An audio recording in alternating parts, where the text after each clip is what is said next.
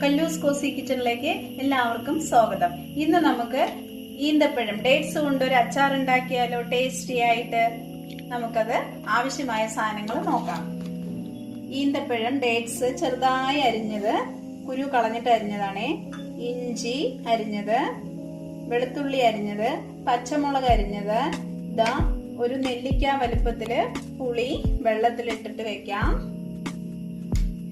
കുറച്ച് വെന്തയം പൊടിച്ചു വെച്ചിട്ടുണ്ട്, മുളക് ആവശ്യത്തിന്, ഉപ്പ് വേണം, കുറച്ച് കായം വേണം. ഞാനിവിടെ നല്ലെണ്ണയാണ് ഉപയോഗിക്കുന്നത്. കുറച്ച് ശർക്കര വേണം.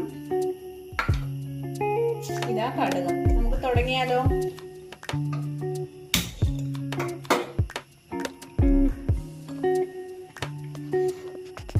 ആവശ്യത്തിന് എണ്ണ ഒഴിച്ചു കൊടുക്കാം.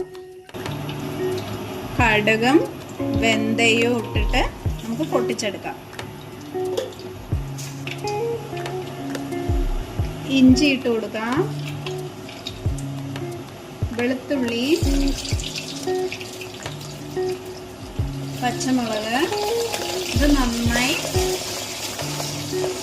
വഴണ്ട് വരട്ടെ.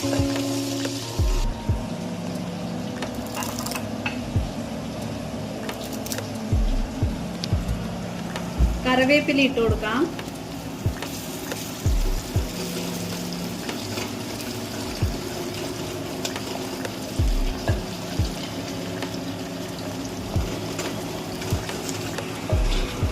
മുളക് പൊടി ഇട്ട് കൊടുക്കാം.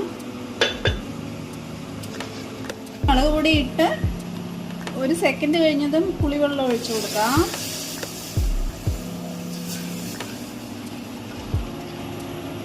ഇതാ ഡേറ്റ്സ് ഇട്ട് കൊടുക്കാം. ഈന്തപ്പഴം ഇത് നന്നായി വെന്ത് കുറുകട്ടെ. പാകത്തിന് ഉപ്പ് ഇട്ട് കൊടുക്കാം.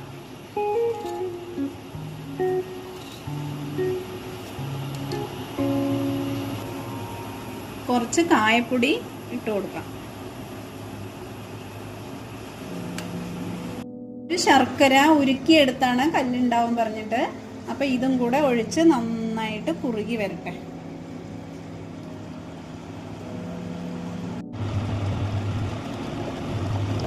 കുറുകി വരുന്നുണ്ട്. നല്ലോണം കുറുകണം, അല്ലെങ്കിൽ നമ്മൾ അച്ചാർ എടുത്ത് വെക്കുമ്പോൾ കേടി വരും.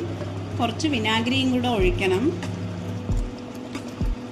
ഇത് നന്നായി കുറുകി വരട്ടെ, എന്നിട്ട് കാണിക്കാം. ഇതാ ആയിട്ടുണ്ട്. ഇനി ഇത് തണുക്കുമ്പോഴേക്ക് നല്ല കട്ടിയാവും. നമുക്ക് ഇതാ വെന്തയത്തിൻ്റെ പൊടി ഇടാം. ഇതിൽ ഒരുപാട് കായ ഇടേണ്ട ആവശ്യമില്ല, അതാണ് ഞാൻ ഒരു പിഞ്ചിട്ടത്. അപ്പോഴേ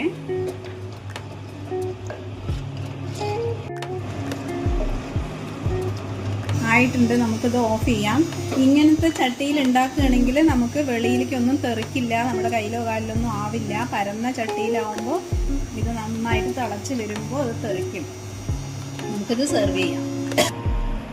ഇതാ ഡേറ്റ്സിൻ്റെ അച്ചാർ റെഡി ആയിട്ടുണ്ട്. ഇത് കാണാൻ ഇഞ്ചിപ്പുളി പോലെ ആണെങ്കിലും ഇത് ഡേറ്റ്സ് ആണ്. ഇത് നമുക്ക് ബിരിയാണിൻ്റെ കൂടെയും ചോറിൻ്റെ കൂടെയും ഒക്കെ കഴിക്കാം. നല്ല ടേസ്റ്റിയാണ്. കുട്ടികൾക്ക് എല്ലാവർക്കും ഇഷ്ടപ്പെടും. ഇത് ഉണ്ടാക്കി നോക്കി ഇഷ്ടപ്പെടുകയാണെങ്കിൽ ലൈക്ക്, ഷെയർ, സബ്സ്ക്രൈബ് ചെയ്യാൻ മറക്കരുതേ. Thank you.